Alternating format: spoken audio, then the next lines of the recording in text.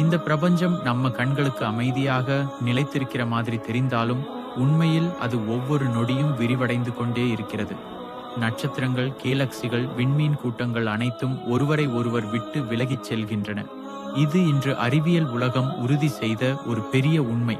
ஆனால் இந்த உண்மை மனிதனுக்கு தெரிந்தது கடந்த நூற்றாண்டில்தான்.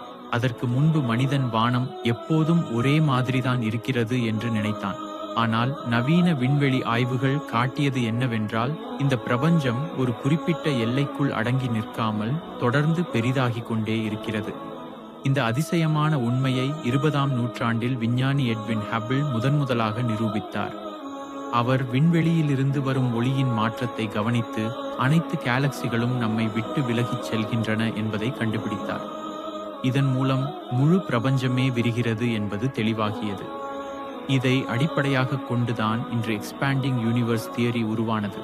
அதன்படி பிரபஞ்சம் உருவான நாளிலிருந்து இன்று வரை தொடர்ந்து விரிவடைந்து கொண்டே இருக்கிறது.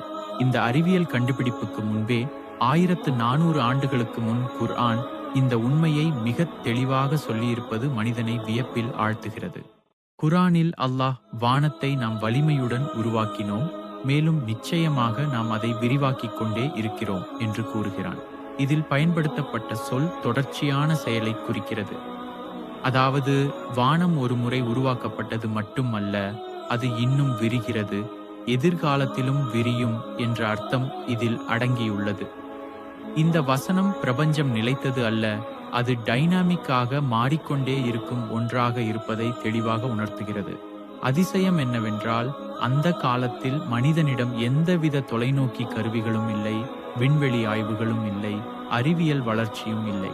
அப்படி இருக்க இந்த அளவுக்கு துல்லியமான காஸ்மிக் ட்ரூத் எப்படி கூறப்பட்டது என்பது மனித அறிவால் விளக்க முடியாத ஒன்று.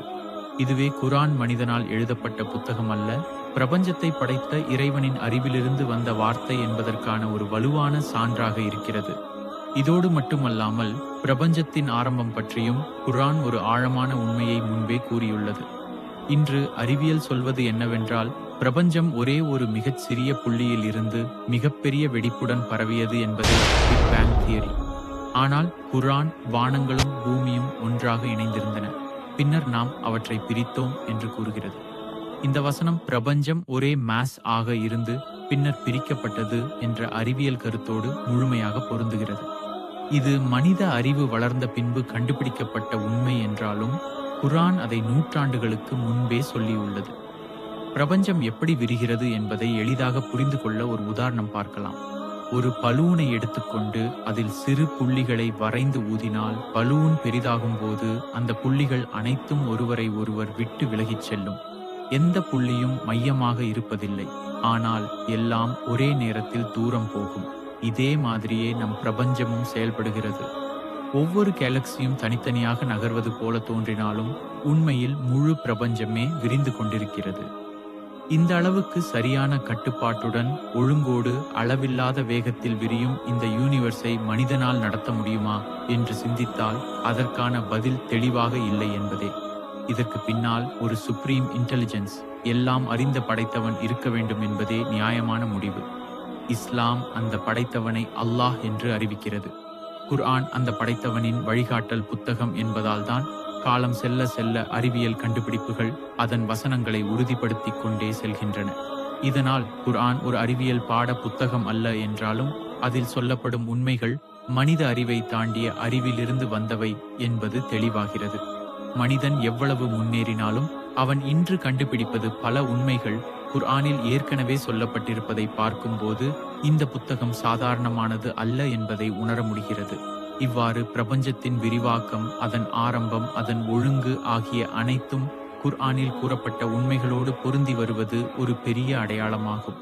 இது மனிதனை சிந்திக்க வைக்கிறது, உண்மையை தேட வைக்கிறது, படைத்தவனை அறிய வைக்கிறது. இந்த யூனிவர்ஸ் தானாக உருவான ஒன்றல்ல, அது அறிவோடும் சக்தியோடும் படைக்கப்பட்ட ஒரு அற்புதமான அமைப்பு என்பதே இதன் இறுதி உண்மை. இந்த பிரபஞ்சம் தொடர்ந்து விரிகிறது. ஆனால் அதைவிட பெரிய உண்மை என்னவென்றால், அந்த பிரபஞ்சத்தை படைத்த இறைவனின் வார்த்தையான குர்ஆன் காலம் கடந்தும் உண்மையாகவே நிற்கிறது. அறிவியல் முன்னேறிய போதும் அதன் வசனங்கள் தவறாக மாறவில்லை. மாறாக மேலும் மேலும் உறுதி செய்யப்படுகின்றன. இதுவே குர்ஆன் மனித புத்தகம் அல்ல, அது உலகங்களை படைத்த அல்லாஹ்வின் வார்த்தை என்பதற்கான வலுவான சாட்சியாகும்.